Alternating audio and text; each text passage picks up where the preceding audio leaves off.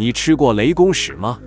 以前农村有一种特别的野菜，平时不见它的身影，一到下雨天气就长出来，它就是雷公屎，学名叫普通念珠藻，是蓝藻门念珠藻科的一种植物，不同的地方有不同的叫法，比如地木耳、雷公菌、天仙菜等。它长得非常奇特，外表类似于木耳，又像珍珠，颜色呈青黄或紫绿色，稚嫩如凝脂一般，呈现半透明状，说它是苔藓吧，又一片片的，说它是木耳吧，却长在地里。其实雷公屎是一种真菌和藻类的结合体，喜欢生长在阴暗潮湿的环境，尤其是土壤、沙砾和鹅卵石之间，多生于在荒山野岭和草甸山沟等地，生长依赖于水源。如果晴天万里，就算是翻遍整座山，也很难找到它的身影。但是雷雨之后，它就像雨后春笋般生长，走几步路就能看到，因此得名雷公屎，意思就是雷公拉的屎，只有雷雨天气才出现。这时候人们就会跑到山里采摘雷公屎，每次都装满一大筐。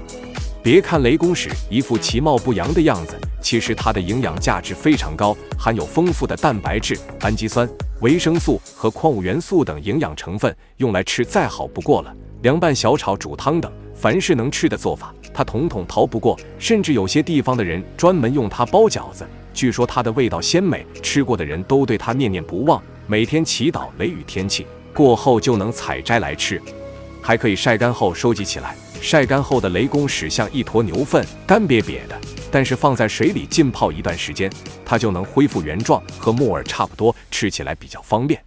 不过雷公屎有一个致命的缺点，就是非常脏，生长在野外，经历雷雨天气后，容易沾上各种泥沙，直接吃的话满口都是沙子，采挖回来后反复清洗几遍才干净，有些人嫌麻烦，懒得去吃。除此之外，雷公屎还是一种药食同源的美食，具有一定的药用价值。不过最好不要多吃，毕竟它是一种寒性食物，实在吃不完的。还可以作为天然氮肥，撒到地里培养农作物。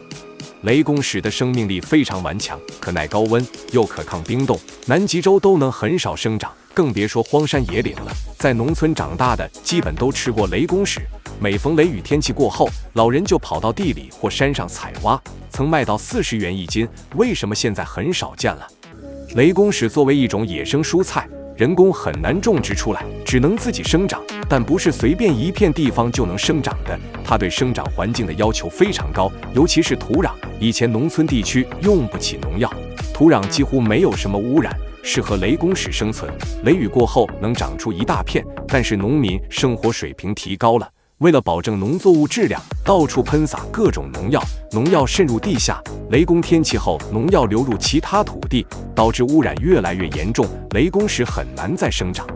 再加上雷公屎是一种野菜，来自于大自然，随着人们对荒地的开垦，导致雷公屎的生长空间越来越小，数量也越来越稀缺。雷公屎不是被农药毒死，就是没地生长，导致数量越来越少，现在很少见了。你吃过这种野菜吗？